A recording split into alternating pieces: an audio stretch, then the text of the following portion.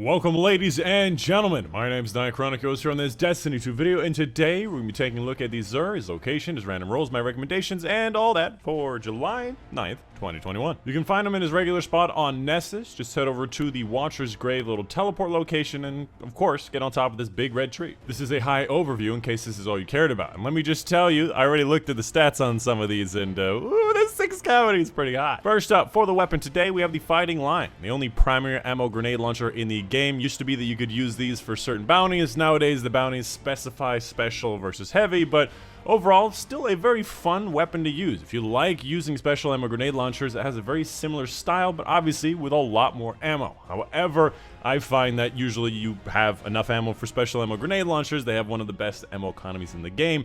You're not often going to need something like this. If you've never heard of it, it's got a lot of perks. First of all, it's got that hold the button down to explode when you want it to. I don't like this. I think this should be removed from all of the lightweight frame different grenade launchers and have that as a special perk. Beyond that, Thin the Herd is like 3 other different things. You do direct impacts to do more damage against enemy shields. Rapid kills grenade-based damage enemies, refill the magazine, and kills always drop primary ammo, lagging out your game. Truly, this is it's a non-stop weapon for sure. Following that, we have the 6 Coyote. In my opinion, one of the best hunter exotics in the game. Technically, I didn't put it in my top 10, but it was a very big honorable mention because I use it all the time whenever I do solo content. If you've never heard of it, you get a second dodge charge, and this alone is not enough to make it in the top 10 for me, and it's not that crazy, but when you combine it with the invisibility effects of Pathfinder with Marksman's dodge or Gambler's dodge to get your melee back for almost infinite invisibility, on top of the fact that it has a 66 total stats, very high mobility,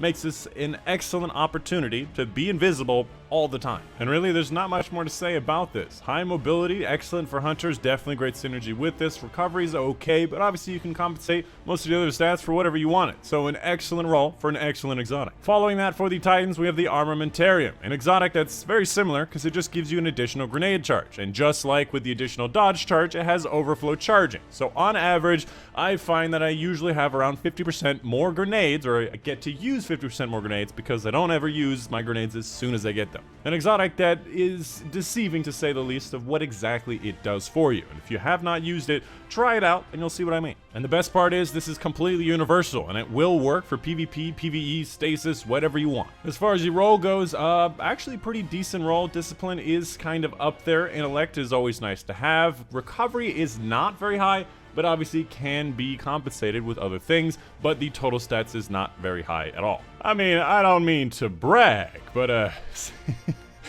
69 base Armamentarium is it's a little better than we've got here. And finally, for the Warlock exotic, we have the Wings of Sacred Dawn, an exotic that's kind of interesting. In my opinion, it used to be the worst in the game because it held you in midair without any extra bonuses, but now, when you're aiming weapon wall suspended in midair for a short time, you improve your airborne accuracy, you reduce flinch, and you get 15% damage resistant, and of course the weapon hits extend the duration. Most people use this with Icarus Dash, float up on top of a little mountain, and shoot someone with a sniper and then dodge away immediately, and it's a pretty great strat, but it's a very high skill floor, high skill ceiling exotic. You have to get quite good at sniping, quite good at that movement to be able to make it worth it. As far as the roll goes, total stats of 64 is excellent, high recovery is also excellent, and for Warlocks, a low mobility is also excellent. So definitely, and of course it has the strength, so it works with the Celestial Fire. So an excellent roll for an exotic that is not top 10 in the traditional sense, but you might see a lot of professionals actually using this. And of course, outside of that, make sure you're picking up the exotic cipher quest. You can pick this up with every single one of your characters to get a free, a free exotic cipher by completing Crucible, Gambit, Strikes, and every single one of these ciphers can be either used on the exotic archive or on this exotic engram, which is something I also recommend because every exotic you get from this is guaranteed to be one that you've never, this is a joke, right? That you've never received before, or it's gonna be one with a very high stat roll. And obviously, I'm getting a 68 roll. Again, not better than my 69 roll, but god damn. I really would like a Hellfire Heart. I'm begging you. I have a year 1 Hellfire that I probably got in week 2 of the game.